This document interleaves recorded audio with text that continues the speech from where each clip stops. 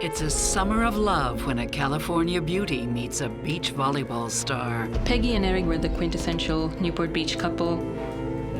He was a good-looking guy, and they had a lot in common. But years of hedonistic living take their toll. It's all about what you have and what you ostentatious, what you can show off. Are you really gonna turn your back on $1 million? There was some fraud going on in the process. Leaving this picture-perfect marriage dead in the water. They had been taking ecstasy. It definitely goes through your mind, you know, what happened out there. Love may be blind and marriage bliss, but divorce is murder.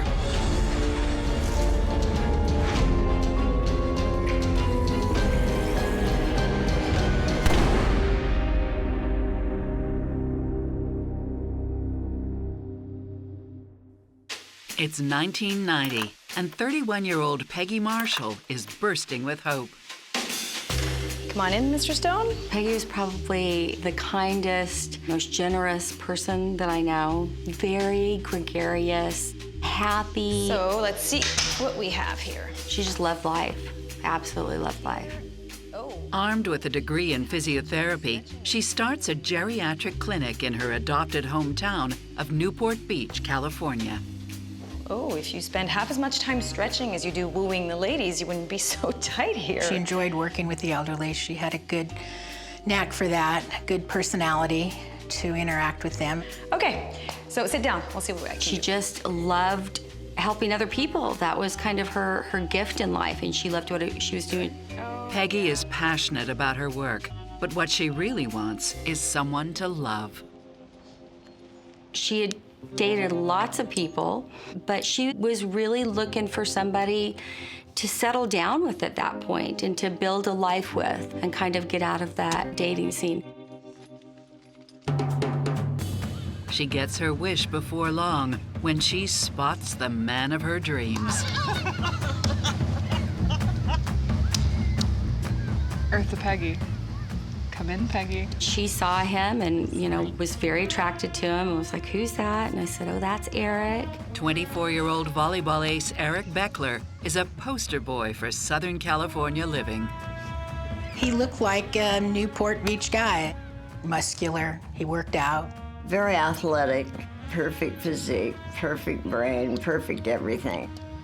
He was a good-looking guy, and she noticed that right away. Eric, this is my friend Peggy. Hey, Hi. you play? Well, it depends what you're playing. Oh, I like her. Yeah, I thought you would. So we watched him play volleyball and, you know, she was really interested in him.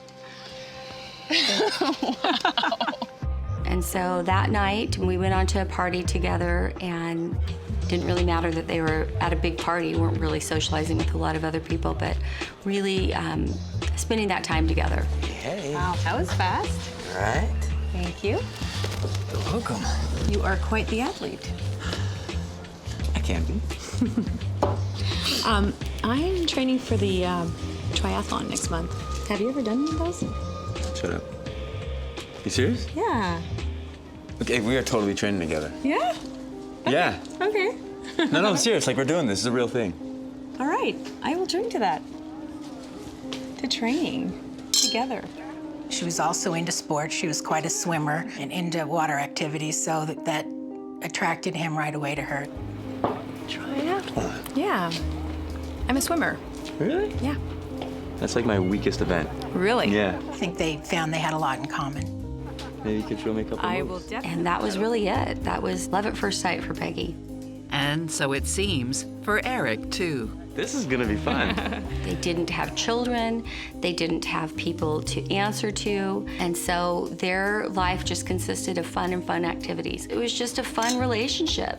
Pretty much his entire life centered around Newport Beach volleyball.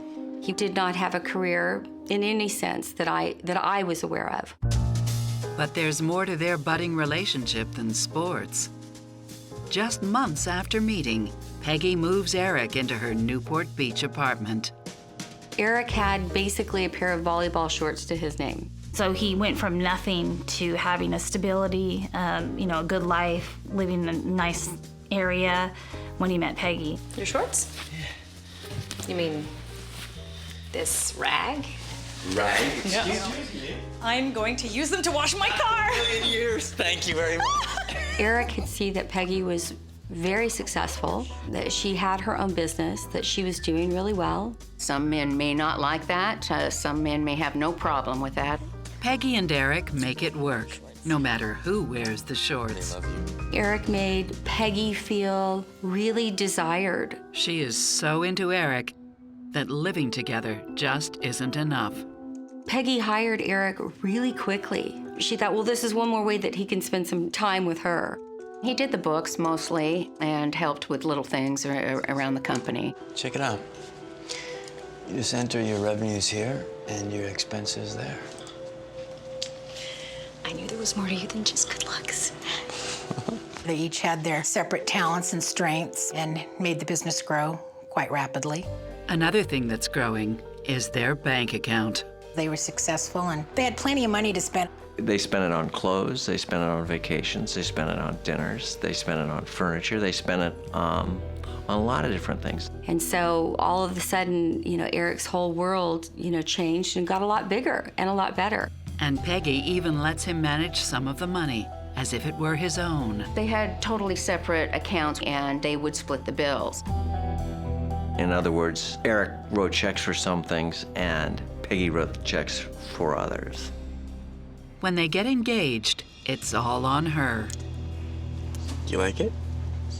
I love it. Peggy bought her own engagement ring because Eric didn't have the money. Don't worry, I'll pay you back. Maybe you should buy yourself a new pair of shorts first. Done.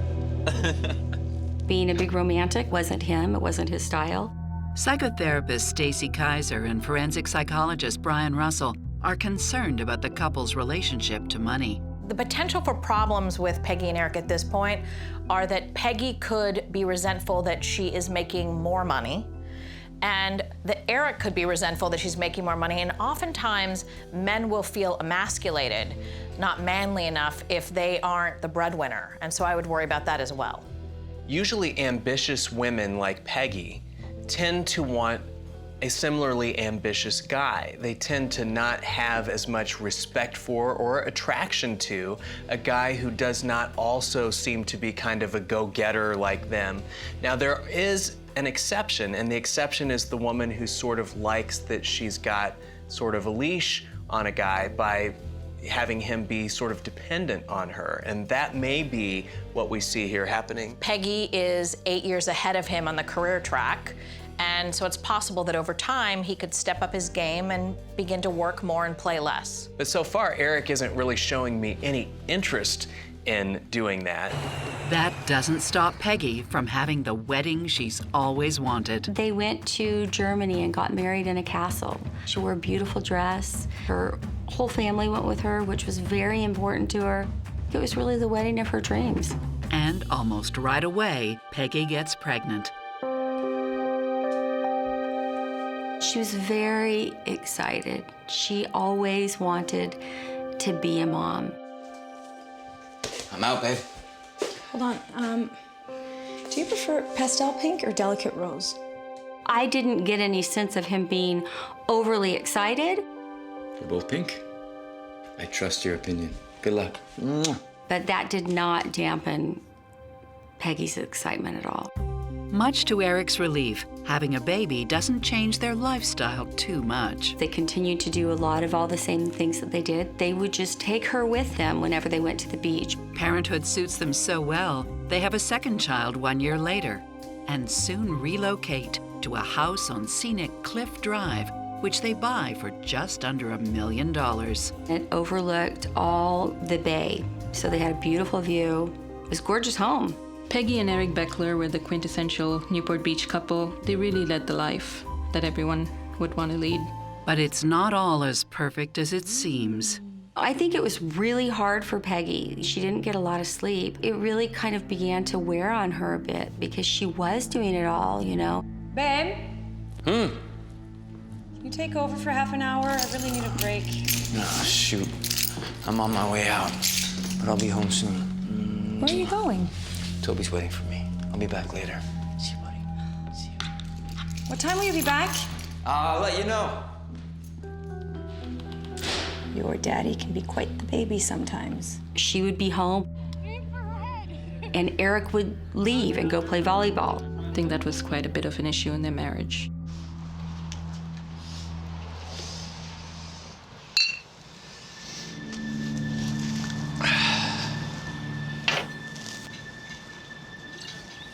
I feel stuck, you know? Like I'm in prison sometimes.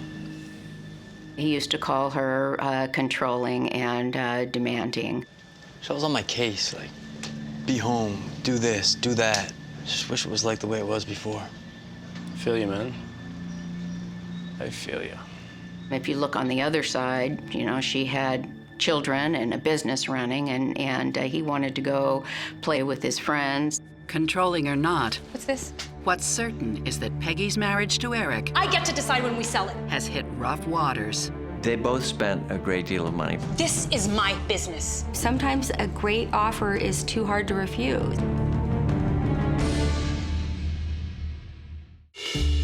Peggy and Eric Beckler are healthy, wealthy, and good-looking. But while Peggy devotes all of her energy to raising their 2 kids, Eric's preoccupations lie elsewhere.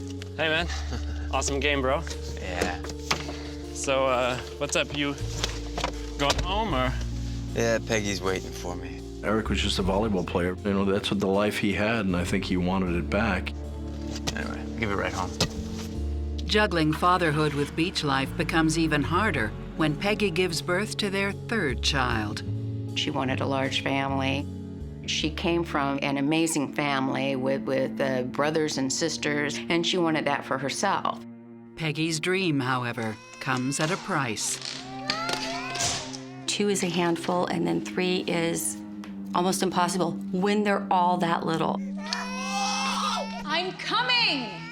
Just a minute.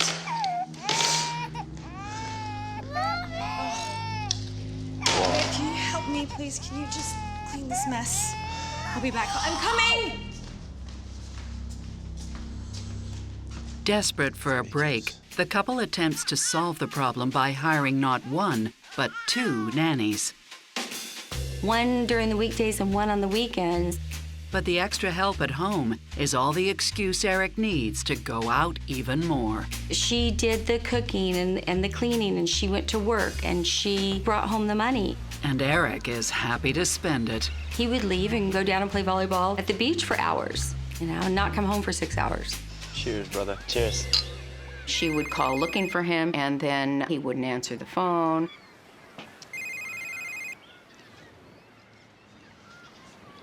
Dude, your phone, you gonna get that? Don't worry about it. It's probably just Peggy.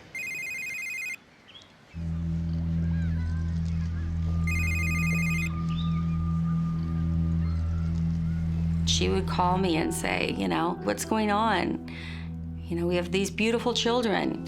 Why doesn't he want to be here? Peggy wanted him to be home, to be a father, and he didn't really want to do that. Please leave a message. Hi, it's me. Esperanza can't take the kids tonight. Can you call me back, please? I don't know what to do. Like, now. Okay, bye. Overwhelmed at home, Peggy turns to her other employees for help. Hey, Rachel, how would you like tomorrow morning off in exchange for babysitting my kids tonight? Her employees also would take their laundry to the laundromat, or to the cleaners, something like that. Forget it. Never mind. I'll find another solution. It's a lifestyle that has a high price tag attached. They had, at the time, 2 nannies. They had 3 kids, and they had Porsches, and they lived on a beautiful home in Newport Beach, and I can only imagine what the cost of all of that might be. It's all about Newport Beach, what you have and what you ostentatious, what you can show off, and very few people can maintain that. Hey, hey.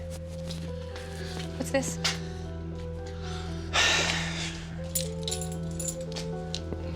Six months behind. What? 6 months on what? On everything. He was supposed to be paying the mortgage. He was not paying the mortgage. He was just trying to catch up from the months before till it came a point in time where they were really running out of money. Where did all the money go, Eric? We spend a lot.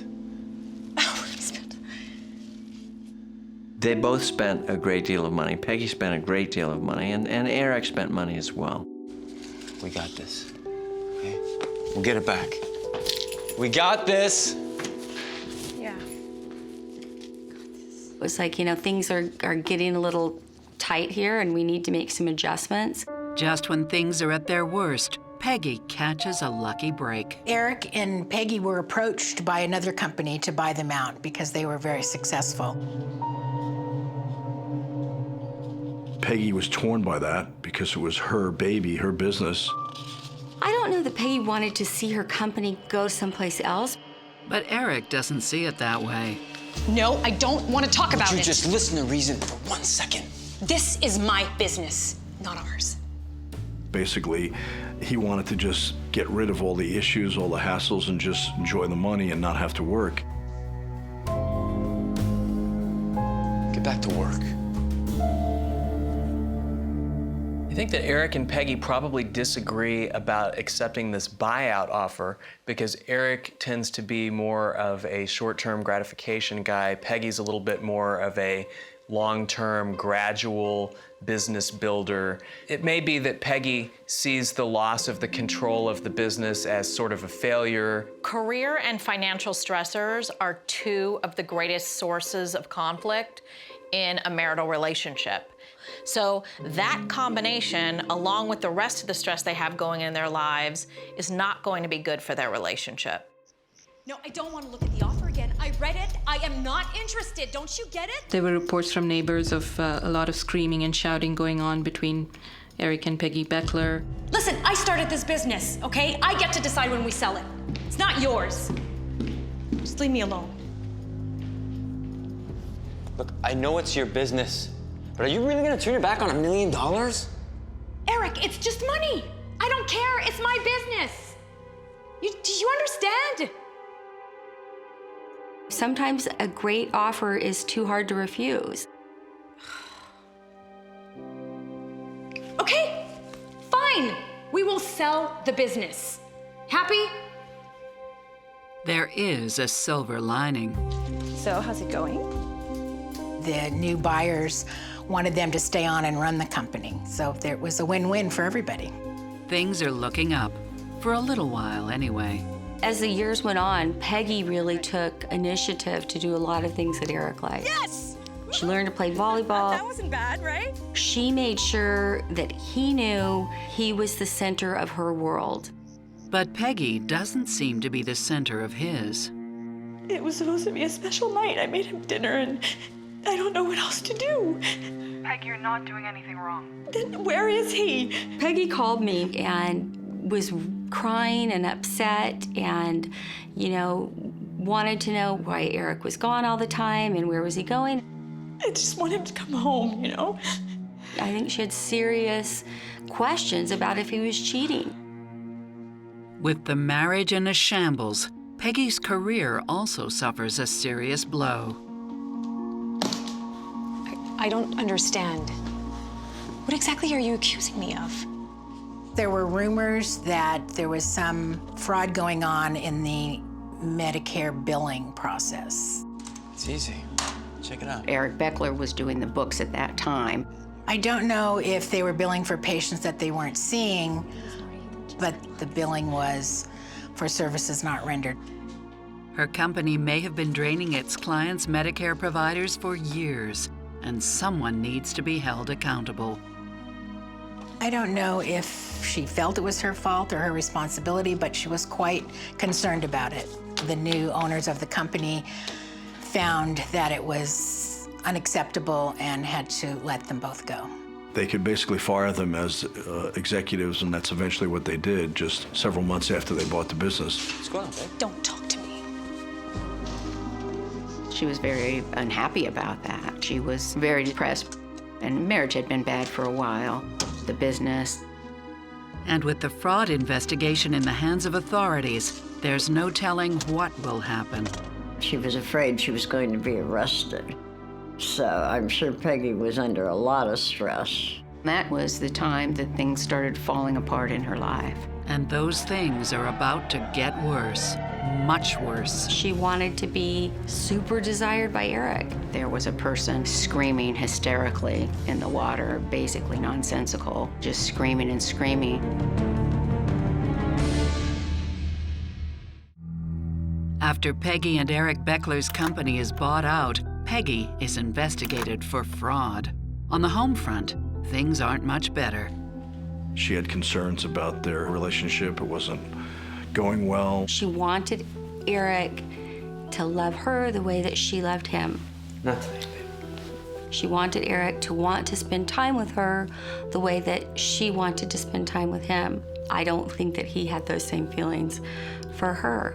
And her MO wasn't to confront, are you having an affair? Are you seeing somebody else? Her whole thing was, if he might be, how can I improve myself so that he won't want to go there? The answer is right under Peggy's nose. She had breast implants. I'm like, Peggy, why?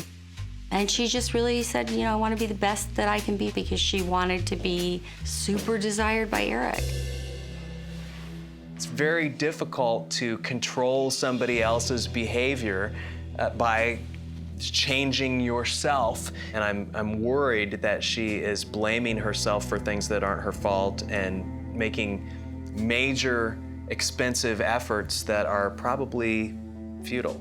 If a person wants to cheat, they cheat. It doesn't matter if they have the hottest wife with the best breasts, who's the best mother. If Eric is desiring to be with other women, it has absolutely nothing to do with Peggy in the end. It has to do with Eric and his moral compass. But the implants serve their purpose, and Eric is so thrilled with Peggy's new body that the couple ships the kids off with the nanny and throws a party. They were celebrating how happy they were together. They had a party with over 200 guests. If you saw Peggy, she was, happy and gregarious and all of those things. It's the breath of fresh air the couple needs, and Peggy and Eric's second wind is only just beginning. Eric said, I have a babysitter. I'm taking you out to celebrate our anniversary, and she didn't know where she was going. He packed everything, so she had no idea. Today's your day. Come on, let's go. It was a surprise, and I think she was looking forward to getting away for a romantic, relaxing day. She made margaritas, they brought snacks. You didn't peek, I hope? No. Good girl. He was taking her to Catalina.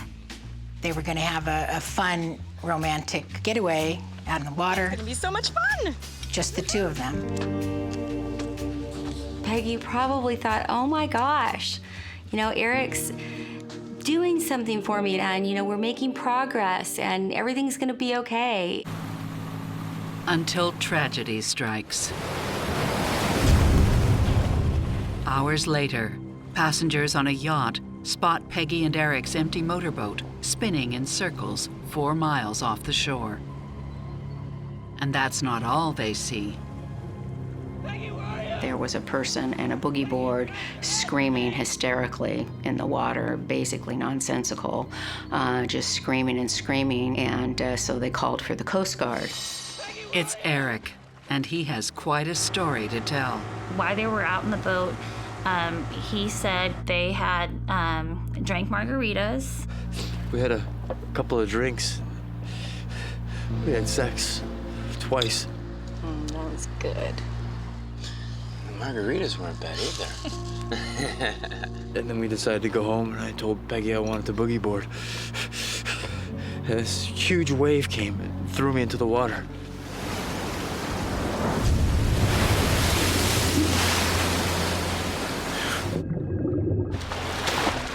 When I came to the surface, I couldn't see Peggy in the boat anymore. I figured she just got knocked into the water also. Peggy, where are you? I just stayed there, hoping she'd surface. She didn't. The boat was just going off on its own. I just kept shouting out her name, but I didn't hear anything. I couldn't just leave her. So I stayed there. Peggy! An hour and a half waiting. That's when the boat showed up.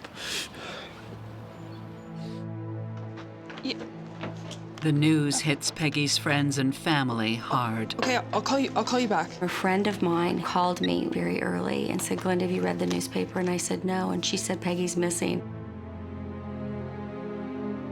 And there was an article in the paper that said that, Peggy was missing and fallen off a boat. There is hope. The Coast Guard did an extensive search, and they had aircraft, they had seacraft that did a complex search of the area. They were able to use submarines to look for her, and her family was also out in boats looking for her, and they couldn't find her. We kept up the hope, she's gonna make it. And after about 3 days, I was starting to be really concerned. After searching for Peggy for 5 days, the Coast Guard calls off the search. They can only assume the worst. Peggy is gone. With no body to bury, a memorial is held a few days later. Soon after, Peggy's parents take the kids in. The search may be over, but the investigation is not. Something about Eric's story doesn't ring true. The ocean was not choppy on that date. The ocean was very calm, in fact. She was such a strong swimmer, and I thought there was no way that Peggy could have drowned. Absolutely no way. So based on that, they contacted the Sheriff's Department's Homicide Division, and then we started looking into the incident. It's like I told the Coast Guard, that wave must have just knocked her off, And now my kids, we're all alone without her. His grief seemed genuine. I'm sorry for your loss, Mr. Beckler. Really, I am. He was saying all the right things, but it didn't make sense that his wife would disappear in the water. It was a very calm day.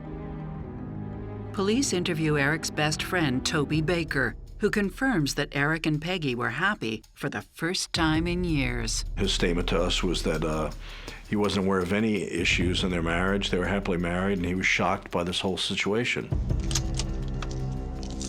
At the same time, a theory begins floating around Newport Beach that Peggy faked her own death.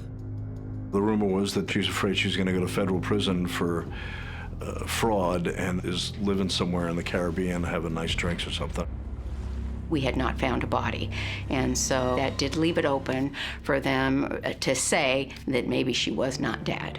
So, is Peggy on the run? The investigation was serious, and the consequences could have been very severe. She disappeared and went to Europe. While under investigation for fraud, Peggy Beckler goes missing. Is she on the lam, or did she drown in the Pacific?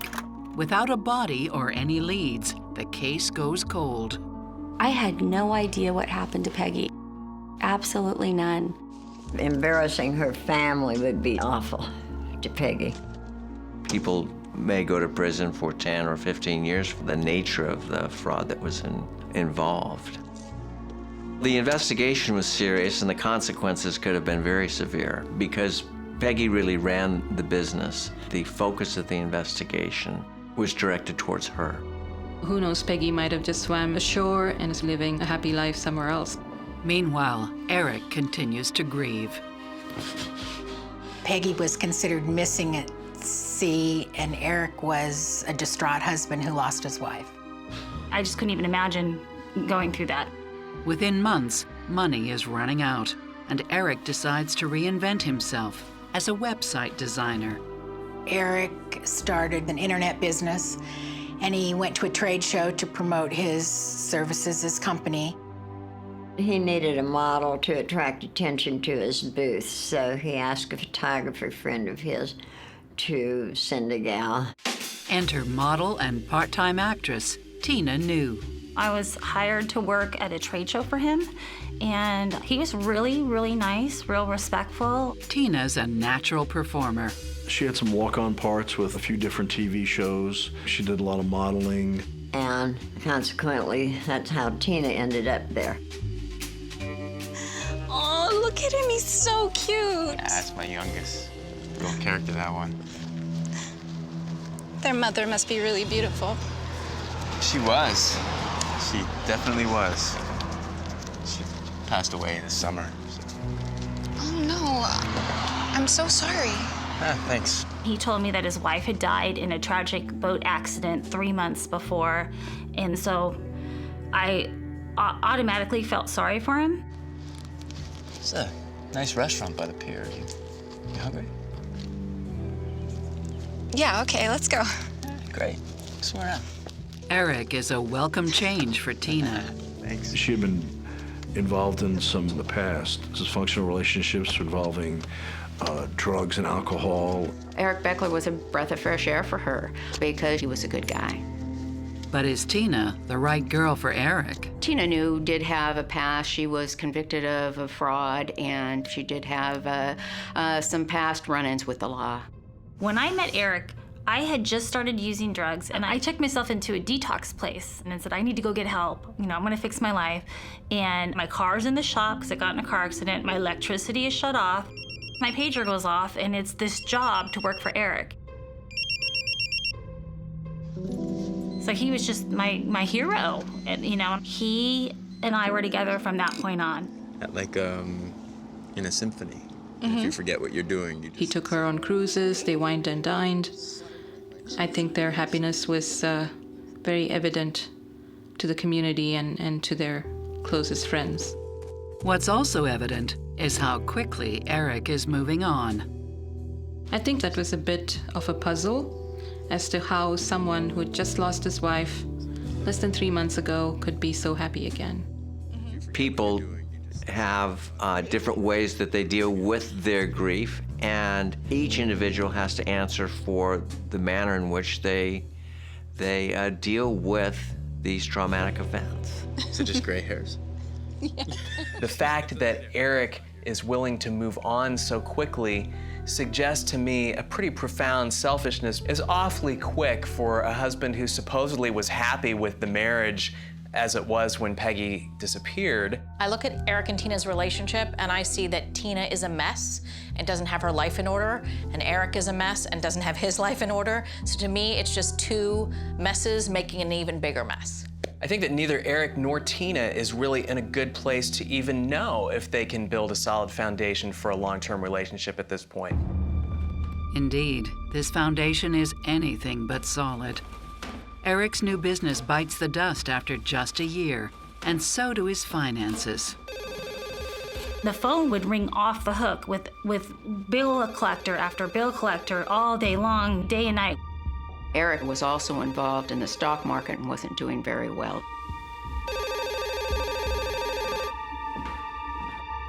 The Porsche payment, the insurance, and the house payment, he went months without paying any of those, and he lost the house. And then we moved into a condo. And with pressures mounting, Eric and Tina's new condo is far from the happy home they'd hoped for. They had sort of a dysfunctional relationship where they'd fight, make up, fight, and eventually she filed a police report and he got put on probation because of that. Eric's slapped with a restraining order, but he soon violates it. What are you doing here? Eric, you know you're not supposed to be here. This is my place. The hell it is, Eric. I want you out. Get out. I'm not going anywhere. Eric, come on, you're scaring me. You know you're not supposed to be here, please. Come on, stop being ridiculous. Where are my shorts? I don't know where your shorts are. Where are my shorts? I got rid of them, okay? They're gone. They got into a huge argument, and it was so loud that the neighbors ended up going ahead and calling the police. You expecting somebody? Yeah, the cops. Come on.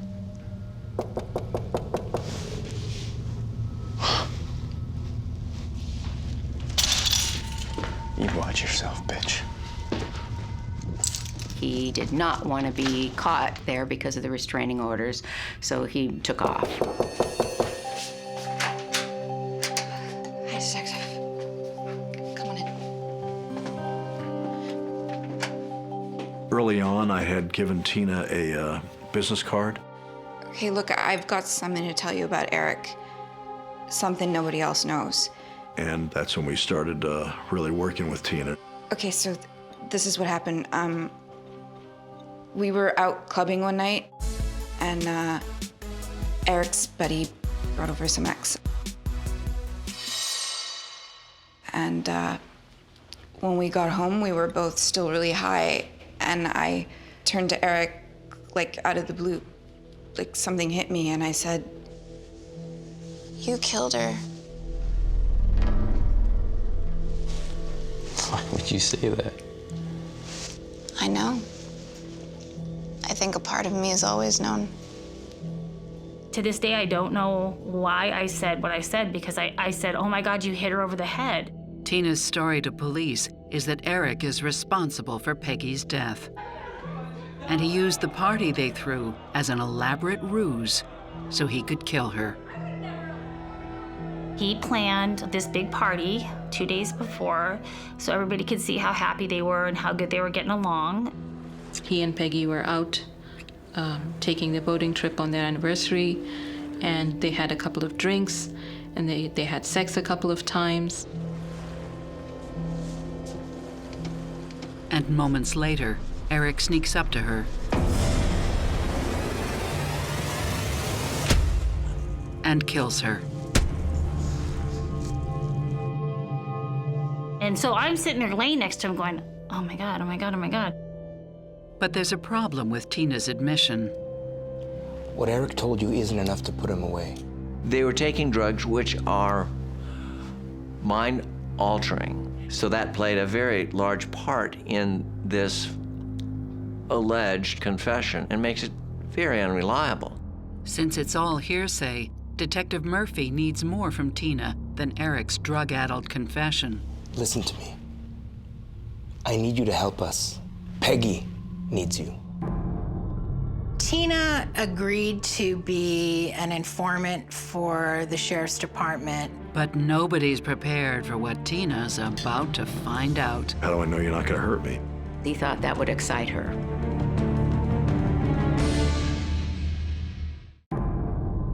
Eric Beckler loses his wife Peggy in a tragic boating accident. But 2 years later, his new girlfriend Tina points the finger at him. Did Eric really do it? Or is Tina just setting him up for a fall? Police aren't sure what to think, except this isn't the first time someone's accused Eric. His best friend Toby Baker has quite a story of his own. It seems Eric made a startling revelation just 4 months before Peggy's disappearance. Thinking about getting rid of Peggy. You mean like divorcing her? That's not what I mean. Like killing her, dropping her body in the ocean. You're joking, right? Dude, you're not serious, are you? And that's when his friend just said, don't even want to hear that. Months later, he contacted our office with his lawyer, and he wanted to amend his statement. He was concerned about possibly facing criminal charges because he wasn't cooperating on an investigation. At the same time, police dismissed the idea Peggy faked her own death to evade fraud charges. I don't think there was any merit to this fraud investigation. I think at most it would have involved a fine, so there was nothing to run away from. With both Toby and Tina coming forward, Detective Murphy might have a case. Would you say yes to wearing a wire? You mean like in the movies?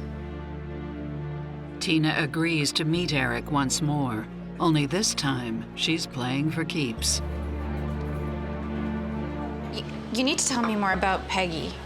Like what? What do you want to know? I don't know, just stuff, you know? It's important. We were monitoring the statements in a vehicle in the parking lot of the restaurant. At the same time we're hearing them real time, we're recording them. It's important to me, if you want to be with me, that I know what happened between you two. All right. Ask away. What happened that night?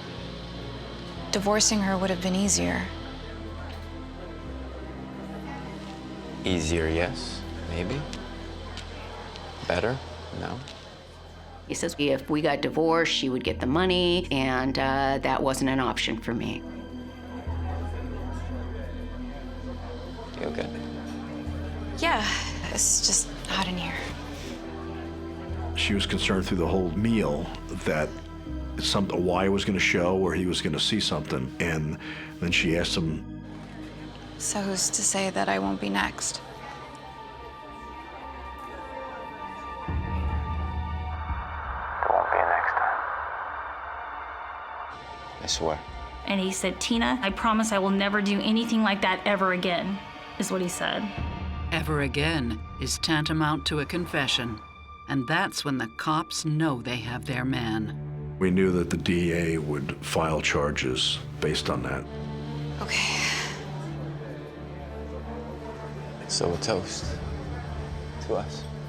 But arresting Eric is easier said than done.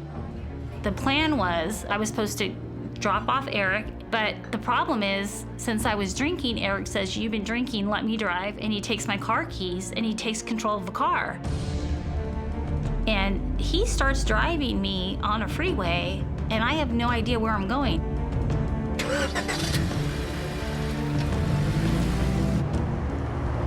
And I'm thinking, I am dead. So I start listing the streets on the freeway. I'm like, why are you going here? Why are you on Valley View Boulevard? Eric, pull over. It's my car. I can drive myself home. What the heck is wrong with you? You want to be with me? Then get out of the stupid-ass car. Okay, okay. He pulls over and he gets out.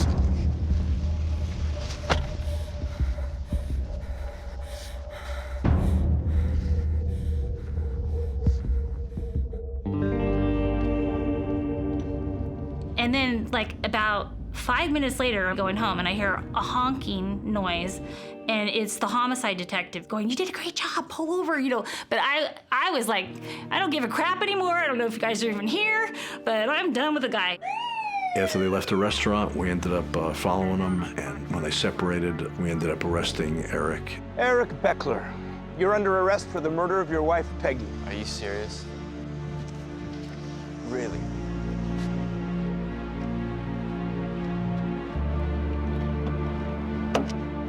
When the case goes to trial nearly 3 years after Peggy's disappearance, Eric pleads not guilty. One of the most unique aspects of the case was that there was not a shred of physical evidence. There was no blood on the boat. It would be extremely difficult to completely sanitize a boat on the high seas after an attack as described by Tina. Then they searched the boat from stem to stern. The defense argues that Eric made up his confession to Tina. There won't be a next time. Eric Beckler didn't deny that he had told her that. I swear. His story was that, he was just trying to be a bad boy because he thought that would excite her. But even without Peggy's body, the circumstantial evidence is overwhelming. I did. I hit her over the head with a dumbbell. Threw her overboard. With 70 pounds of weight. Eric told Tina New that he weighted his wife down with 70 pounds worth of weights, and 2 35-pound dumbbells were missing from his weight rack at home.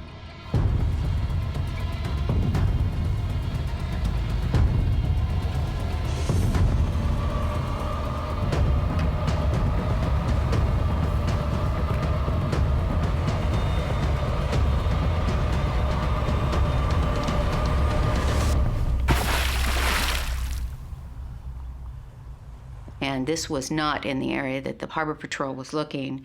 It was 8 to 12 miles out to sea. Meaning the Coast Guard search never stood a chance. It's a big ocean out there. And then he drove back into the mouth of the harbor, 4 miles out, and that's where he set up the boating incident.